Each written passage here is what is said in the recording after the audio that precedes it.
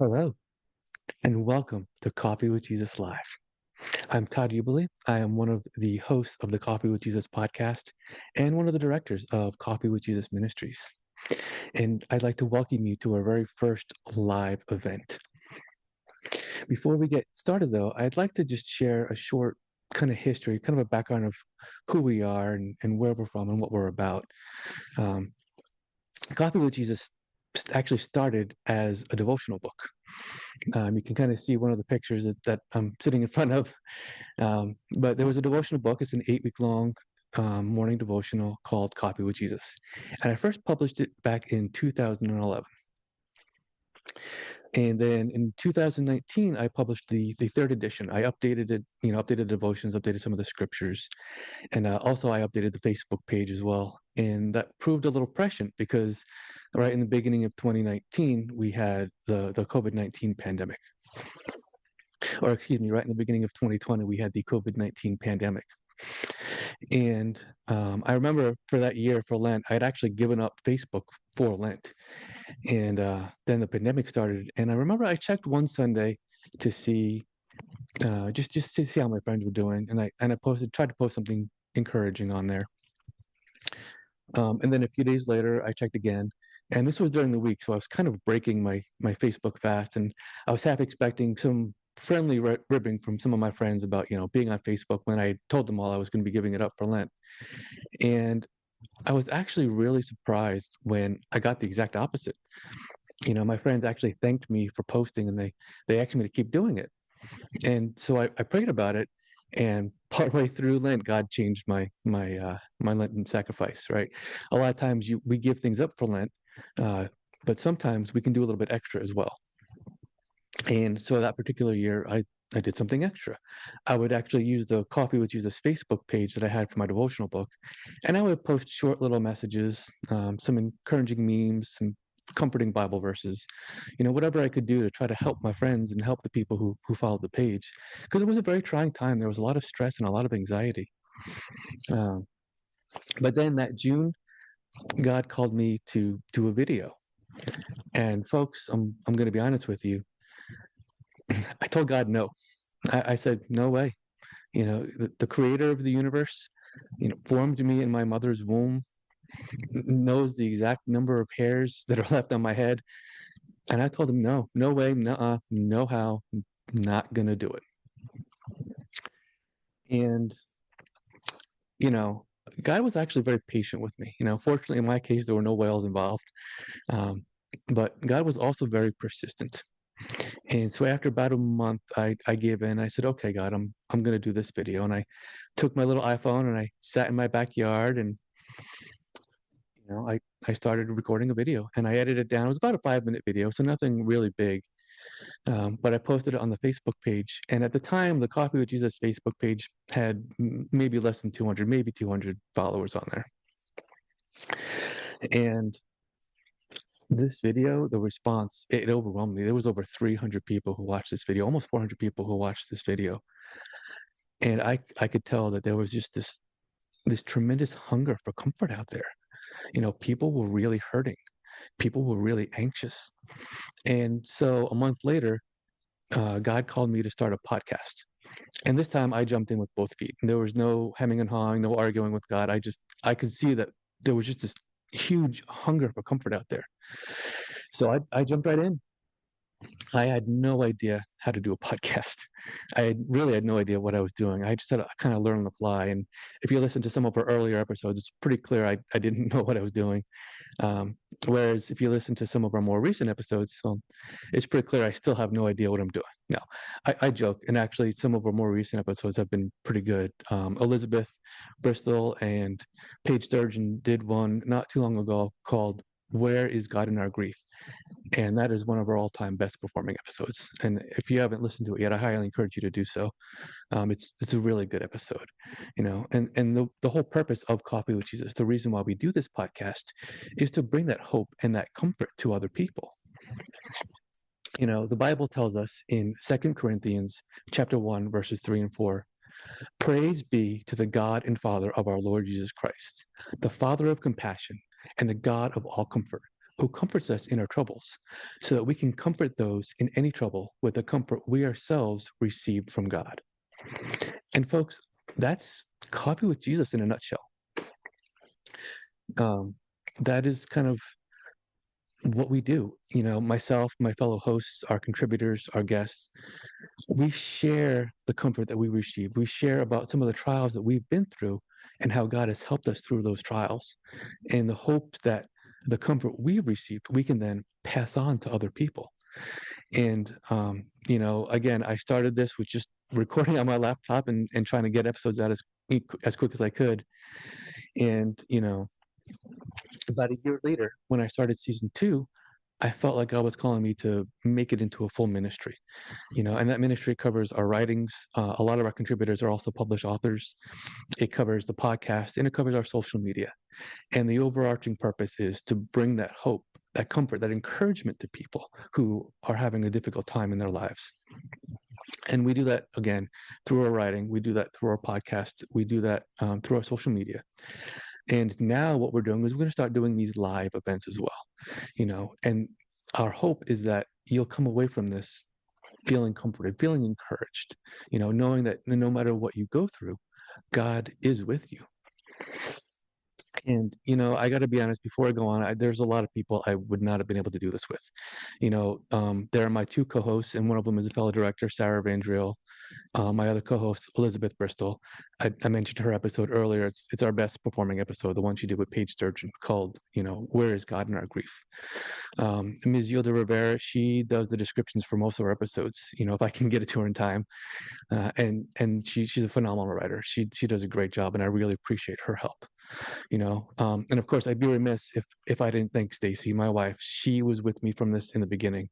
When I had no idea what I was doing, she supported me and encouraged me. When I wanted to do this live event, she was 100% behind me, and I wouldn't be able to do this podcast or this live event or anything to do with Coffee with Jesus if it wasn't for her support. So, thank you, Stacy, Sarah, Elizabeth, Yilda. Thank you.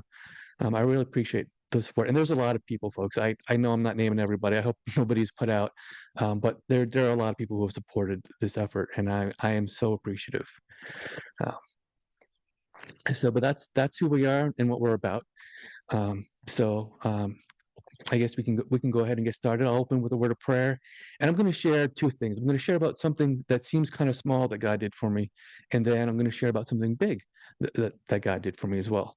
And I just so you all know, there's nothing that's too small and there's nothing that's too big. So let's go ahead and start with some prayer, and I'll start sharing.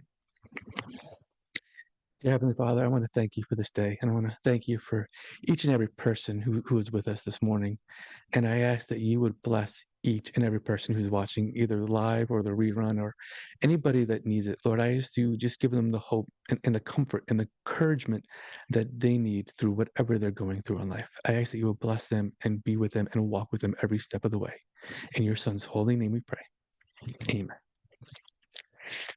So, folks, I'm going to kind of start off here with a question. How many of you have asked God or prayed to God, asking him to help you find your car keys or your cell phone or something like that? Just go ahead and post in the chat if you can. Just, let us know. And be honest, let us know. It's okay, because here's the thing. There is nothing that's too small for God. One time, folks, I prayed to God and asked him to stop the rain so I wouldn't get wet walking to my car. Where I work, there's about a 10-15 minute walk from my car to my office, depending on, where I park, where I get to park for the day. And on this one particular afternoon, it was storming pretty good. I mean, the rain was coming down, and it was getting close to time for me to leave. And I was dreading having to walk. I mean, this was just pouring buckets. I mean, solid sheets of rain just coming down from the sky. And I thought to myself, well, I'll just pray and I'll ask God to stop the rain and it'll be fine. And then, well, I stopped myself. I'm like, no, I shouldn't do that. That seems a little ridiculous. I can't go there. I can't do that.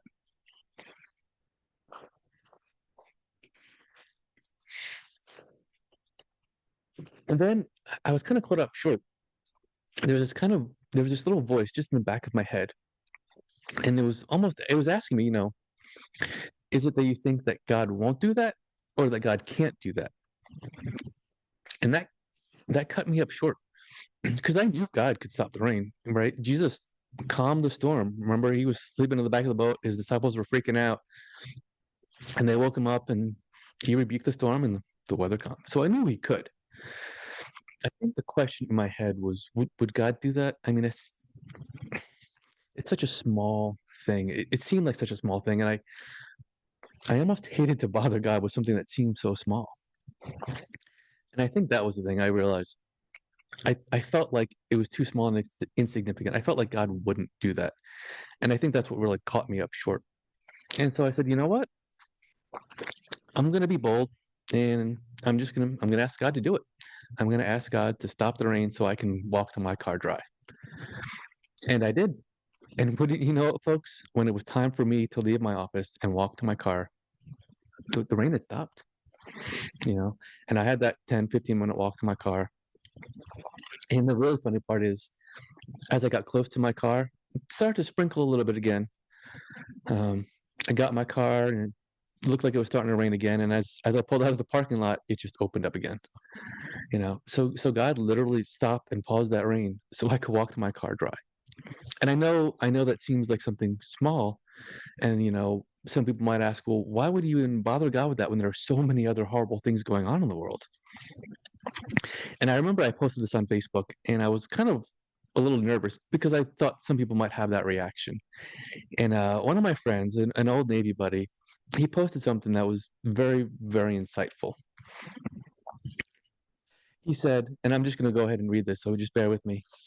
But he said, when people argue about the triviality of the request in a world that is so messed up, they too are imposing limits on God by assuming he can only do so many things at once, and that keeping you dry must have resulted in calamity somewhere else.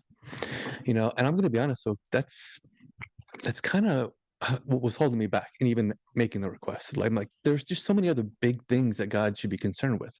Stopping the rain so I don't get wet, that just didn't seem like something that I should concern God with, the creator of the universe, right?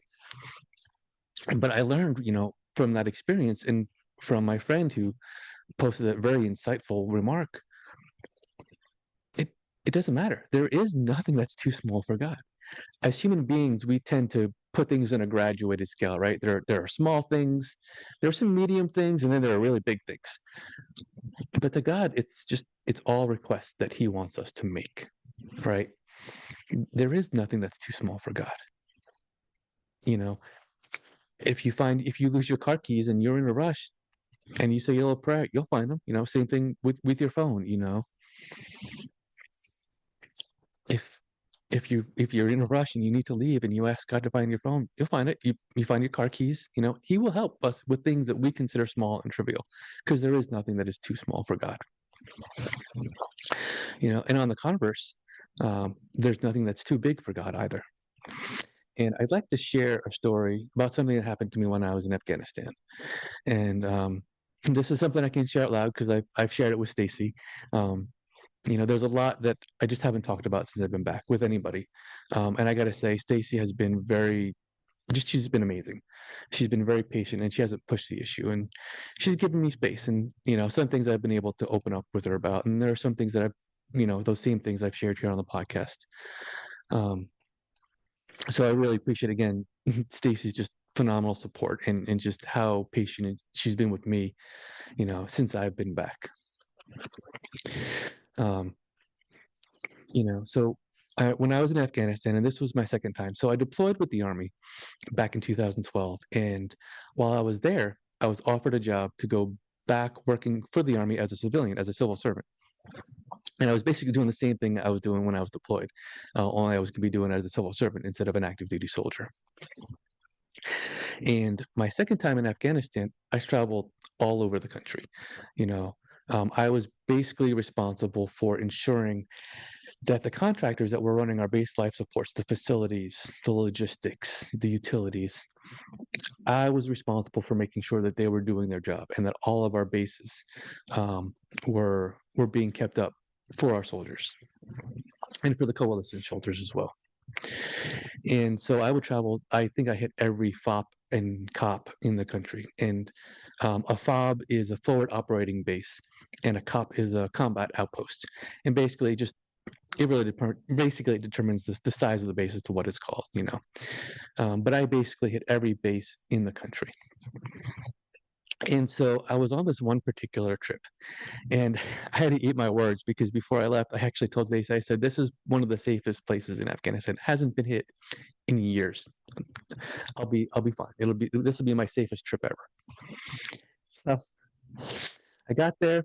I landed early in the morning, so I had breakfast with some of the other people who were there, and I got back to my room.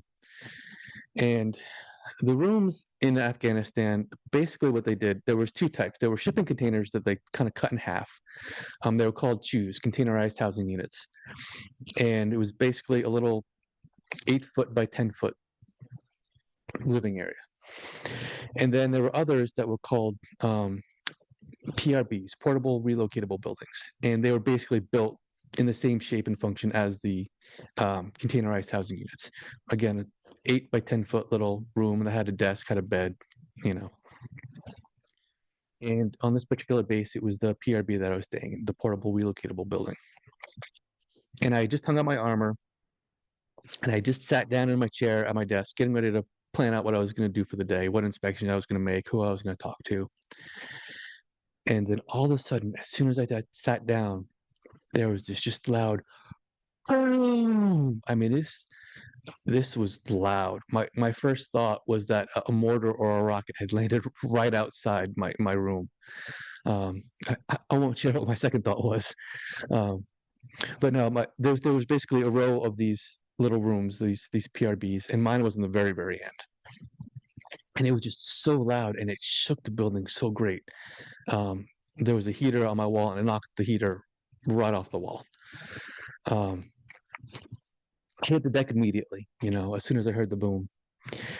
And after lying on the floor for, I don't know, a century, maybe 2 centuries, um, I finally kind of reached up and opened the door. And one of my buddies had opened his door about the same time that I did. And, you know, after asking each other if we're okay and, you know, reassuring each other that we were okay, we donned our armor again and we went to the bunker.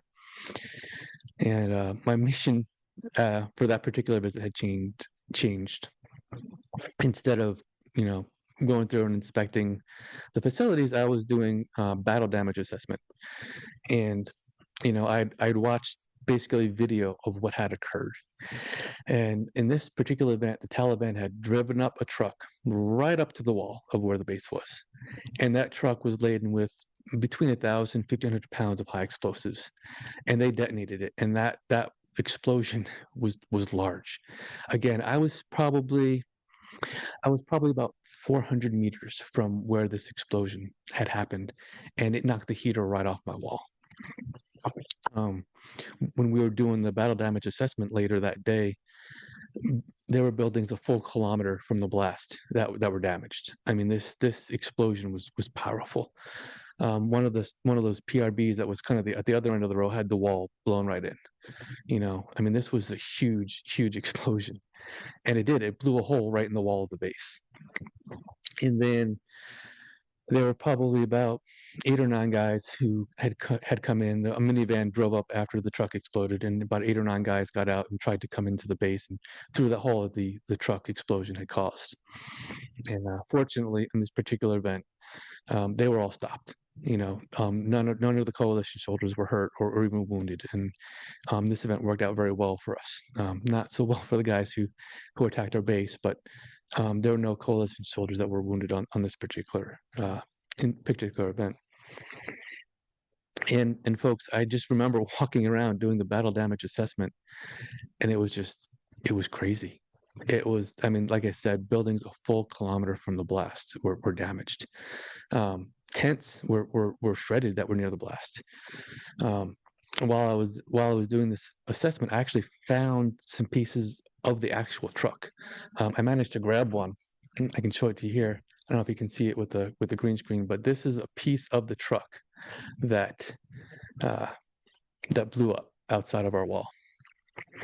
And I keep that peace as a reminder to me of God's protection, because God will protect us and keep us safe. Now, that doesn't mean that life is always going to be peaches and cream, right? We will experience hardships as Christians, but God is with us in those hardships. And, it doesn't matter if it's something that seems small, it doesn't matter if it's something that seems big. God is always, always, always with us, folks.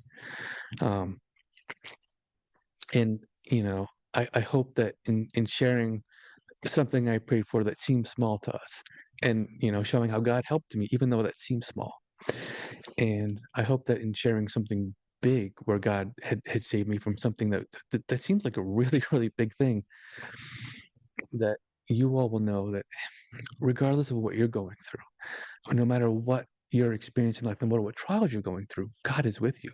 And I'm not trying to minimize your trials at all, because it doesn't matter how things feel, right? When we're going through a trial, it's hard to see the outcome. When you're in the midst of that storm, it's really difficult to see the sunlight on the other side. But just because we can't see that sunlight doesn't mean it's not there, you know? And sometimes when we're going through our trials, it's hard to see God with us. But again, just because we can't see it doesn't mean that God is not there. Um, So, regardless of whether you're going through something that you think is small or something that is really big, God is with you and God will help you. As humans, we tend to put things on a kind of a graduated scale, small things, big things, medium things. But for God, He'll help us with anything, you know. So please bring all of your requests to God, right? Philippians 4, 6, and 7 tells us, do not be anxious about anything, but in everything, with thanks, through prayer and petition, present your requests to God. And the peace of God, which transcends all understanding, will guard your hearts and your minds in Christ Jesus. So, folks, big or small, bring your request to God. Big or small, know that God is with you and God will help you. And just remember, there's nothing too big and there's nothing too small for God to help you with. And so, folks, I hope that you can experience that hope and comfort, And what I'd like to do now is just take a little bit of time. We've got a few minutes. If there are any questions that any of you have, please feel free, post in the chat and ask, and I'll be happy to answer whatever questions you may have.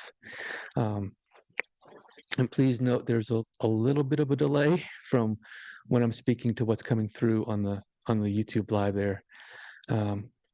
So it may seem like I'm silent for a few seconds, but please go ahead and answer your questions. And any questions you have, I'm happy to ask. It can be about what I've been through. It can be about Coffee with Jesus. Whatever you'd like, just let me know, and I'm happy to answer whatever questions you have. So we did have a question, and it was basically, is there a verse that really spoke to you when you were in Afghanistan? Um, and I think there were a lot of verses, but I think one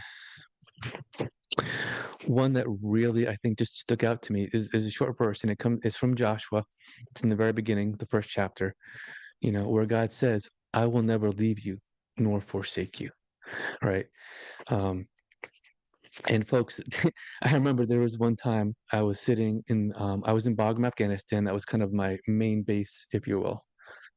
Um, and we got hit 13 times in just a matter of hours. They just kept lobbing the mortars and the rockets. And when you're in the midst of that, it's hard to see God. It's like, and I'll be honest, I developed kind of a dark sense of humor. I turned to one of my buddies and I said, well, they need to knock this, and I'll say stuff. They need to knock this stuff off because I need my beauty sleep. And he turned and he looked at me and said, yeah, and you need all the beauty sleep you can get. Um, but still, 13 times in a few hours. And that verse just kept going through my head. And I knew that no matter, it could be 13, it could have been 30. God was with me, you know, And so yeah, when God says, "I will never leave you nor forsake you," I think that's a verse that just really, really stuck out with me when I was in Afghanistan. Ladies and gentlemen, thank you so much for tuning into our very first live event. Um, I'm hoping that we can do this a little more. And eventually, what I would like to do is to have a live in-person event. Um, I appreciate you all tuning in, and I appreciate y'all the grace that y'all have shown me this morning. Um, a lot of times when I'm recording alone or recording with a contributor or a co-host, we joke, well, we'll just fix it in post. Um, but when I'm doing it live, there is no post. This is it. What you see is what you get. So I appreciate you all tuning in, and I appreciate the grace you've shown me this morning. And I hope to see you again the next time we do our next live stream. And just remember, ladies and gentlemen, there's nothing too small and there's nothing too big for our God to handle. Thank you all for tuning in. Thank you all for watching. And I hope and pray that God blesses each and every one of you.